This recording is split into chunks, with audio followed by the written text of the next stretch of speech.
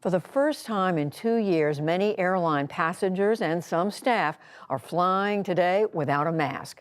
The change came quickly and unexpectedly after a judge's decision. John Yang has our report. I just checked with the company, and the company position is, the Delta position is, masks will be optional this evening for all crew and passengers as well. In-flight announcements yesterday met with jubilation Wave them in the air like you just don't care. after a federal judge in Florida struck down the national mask mandate on all public transportation. Within hours, all major U.S. airlines, American, Delta, Southwest, and United, stopped requiring masks on their flights. On a trip to New Hampshire today, President Biden was asked about the ruling. Mr. President, should people continue to wear masks on planes? That's up to them.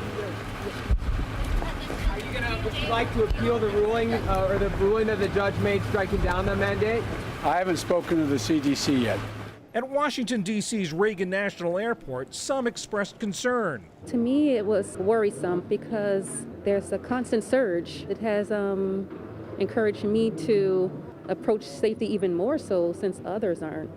Just wear too if I have to, and always sanitize. Yeah, it's really got me alarmed and wanting to distance myself even more from people. Others welcomed the news. Really excited. Who wants to wear a mask? I don't really care for the mask mandate to begin with, personally, but I don't think it does any good.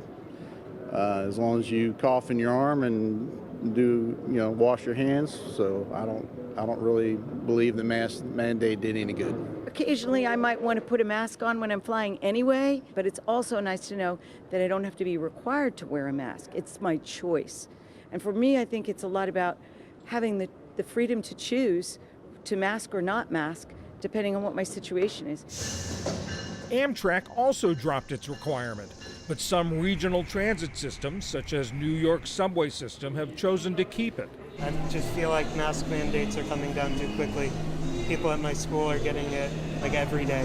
Matter to me what they do in Florida. I'm still gonna be wearing my mask. I don't got no mask right now, so that's cool with me. Better for me. I didn't even know there was one. Today, ride-hailing companies Uber and Lyft said masks would be optional for riders and drivers, but that local regulations could still require them. For now, the result is a patchwork of rules on public transportation. The Biden administration has been grappling with how long to keep the mask requirement on planes, trains, and taxis.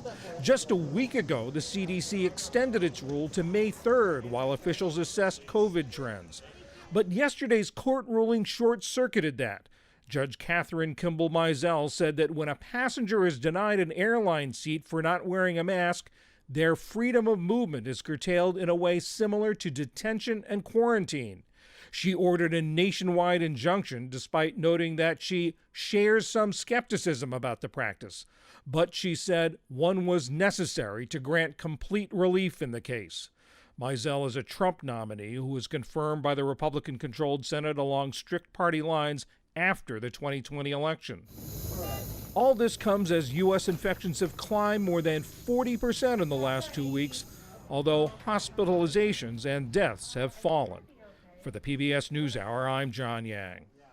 And this update, the U.S. Department of Justice announced late today that it is considering appealing the federal judge's ruling, depending on the view of the CDC.